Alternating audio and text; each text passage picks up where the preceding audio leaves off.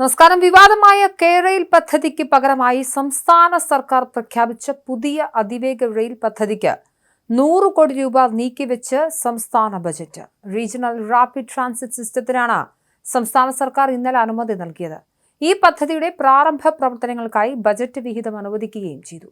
4 ഘട്ടങ്ങളിലായി അതിവേഗ റെയിൽ പദ്ധതി നടപ്പാക്കുക എന്നതാണ് ഏറ്റവും പുതിയ തീരുമാനം. തിരുവനന്തപുരം, തൃശൂർ, കോഴിക്കോട്, കണ്ണൂർ, കാസർഗോഡ് എന്നിങ്ങനെയാണ് 4 ഘട്ടങ്ങൾ. ഉയർന്ന തൂണുകളിലൂടെയുള്ള ഈ ഗതാഗത സംവിധാനം നഗര മെട്രോ പദ്ധതികളുമായി സംയോജിപ്പിക്കാനും സാധിക്കും. കേന്ദ്ര ഭവന നഗരകാര്യ മന്ത്രാലയം പദ്ധതിക്ക് പിന്തുണ അറിയിച്ചിട്ടുണ്ടെന്നും ധനമന്ത്രി ചൂണ്ടിക്കാട്ടി. തിരുവനന്തപുരം മുതൽ കാസർഗോഡ് വരെ 583 കിലോമീറ്റർ നീളത്തിൽ റീജിയണൽ റാപ്പിഡ് ട്രാൻസിറ്റ് സിസ്റ്റം പദ്ധതിക്ക് ബുധനാഴ്ച ചേർന്ന മന്ത്രിസഭാ യോഗം തത്വത്തിൽ അംഗീകാരം നൽകിയിരുന്നു. സിൽവർ ലൈൻ അതിവേഗ പാതയായിരുന്നെങ്കിൽ നിർദ്ദിഷ്ട പദ്ധതി അതിവേഗ പാതയാണ്. സിൽവർ ലൈനിലെ കടുത്ത ജനകീയ പ്രതിഷേധം ഉൾക്കൊണ്ട് ഭൂമി ഏറ്റെടുക്കൽ പരമാവധി കുറച്ചും പരിസ്ഥിതിയെ അധികം പരിക്കേൽപ്പിക്കാതെയും തൂണുകളിലൂടെയാണ് പുതിയ പദ്ധതി വിഭാവനം ചെയ്യുന്നത്. പദ്ധതിയിൽ സംസ്ഥാനത്തിന് താൽപര്യമറിയിച്ച് കേന്ദ്ര സർക്കാരിന് കത്തും നൽകും. ഇതിനാവശ്യമായ കൂടിയാലോചന ആരംഭിക്കാൻ ഗതാഗത വകുപ്പിനെ മന്ത്രിസഭ ചുമതലപ്പെടുത്തിയിരുന്നു. കേന്ദ്രത്തിന്റെ തത്വത്തിലുള്ള അനുമതി ലഭിച്ചാൽ ധാരണാപത്രത്തിലും ഒപ്പുവെക്കും. പദ്ധതിയുടെ സാങ്കേതിക സാമ്പത്തിക കാര്യങ്ങൾ, വായ്പാ സ്രോതസ്സുകൾ എന്നിവ സംബന്ധിച്ച അന്തിമ അനുമതിക്ക് ഗതാഗത വകുപ്പ് മന്ത്രിസഭയ്ക്ക് സമർപ്പിക്കും. 160 മുതൽ 180 കിലോമീറ്റർ വേഗം മണിക്കൂറിൽ 160 മുതൽ 180 കിലോമീറ്റർ വരെ വേഗം, കുറഞ്ഞ സ്റ്റേഷൻ ഇടവേള, ഉയർന്ന യാത്രാശേഷി എന്നിവ അതിവേഗ റെയിൽ പദ്ധതിയെ കേരളത്തിന് അനുയോജ്യമാക്കുമെന്നാണ് സർക്കാർ പറയുന്നത്. ഡൽഹി മീററ്റ് RRTS കോറിഡോർ വിജയകരമായി നടപ്പിലാക്കിയിട്ടുണ്ട്. അതിലൂടെ ഇന്ത്യയിൽ ഈ സാങ്കേതികവിദ്യയുടെ പ്രായോഗികത തെളിയിക്കപ്പെട്ടിട്ടുണ്ട്. ഇതിന് പുറമെ മീററ്റ് മെട്രോ എന്നത് RRTCയുമായി സംയോജിപ്പിച്ചാണ് പ്രവർത്തിക്കുന്നത്.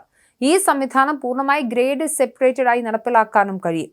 സംസ്ഥാനത്തിന്റെ ജനസാന്ദ്രതയും ഭൂപ്രകൃതിയും കണക്കിലെടുത്ത് തൂണുകൾ വഴിയുള്ള മോഡലാണ് സ്വീകരിക്കുക. ഇതിലൂടെ ഭൂമി ഏറ്റെടുക്കൽ ഗണ്യമായി കുറയ്ക്കാനും പ്രകൃതിദത്ത ജലപ്രവാഹം തടസ്സപ്പെടുത്തുന്നത് ഒഴിവാക്കാനും ചില പ്രദേശങ്ങളിലെ കാലാവസ്ഥയെയും പാരിസ്ഥിതിക സ്ഥിതിയെയും ഒക്കെ വെച്ച് നോക്കുമ്പോൾ ഈ പദ്ധതിക്ക് അങ്ങനത്തെ കുറച്ച് പ്രയോജനങ്ങളുണ്ട്. പദ്ധതിയുടെ ഭൂരിഭാഗവും തൂണുകളിൽ കൂടെയും ആവശ്യമുള്ള സ്ഥലങ്ങളിൽ മാത്രം ടണൽ എന്നിവയൊക്കെ ആയിരിക്കും സജ്ജീകരിക്കുക.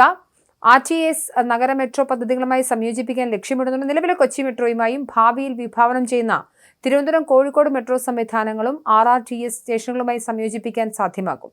ബജറ്റ് അവതരണത്തിനിടെ കേന്ദ്ര സർക്കാരിനെ വിമർശിച്ചിട്ടുണ്ട് ധനമന്ത്രി KN ബാലഗോപാൽ. നടത്തിയത് വളരെ ദൈർഘ്യമേറിയ ബജറ്റ് പ്രഖ്യാപനമായിരുന്നു. DA-DR കുടിശ്ശിക പൂർണ്ണമായും നൽകുമെന്നും വിഴിഞ്ഞം തുറമുഖ വികസനത്തിന് 1000 കോടി രൂപയും MC റോഡ് വികസനത്തിന് 5917 കോടി രൂപയും ബജറ്റിൽ വകയിരുത്തിയിട്ടുണ്ട്. സംസ്ഥാനത്തിന്റെ പുതിയ IT നയം ഉടൻ പ്രഖ്യാപിക്കും. ഡിഗ്രി തലം വരെ സൗജന്യ വിദ്യാഭ്യാസം എന്ന വലിയ പ്രഖ്യാപനവും ബജറ്റിലുണ്ട്. DA-DR കുടിശ്ശിക പൂർണ്ണമായും നൽകും. ആദ്യ ഗഡു ഫെബ്രുവരി മാസത്തെ ശമ്പളത്തോടൊപ്പം ബാക്കി മാർച്ച് മാസത്തെ ശമ്പളത്തിനൊപ്പവും നൽകും.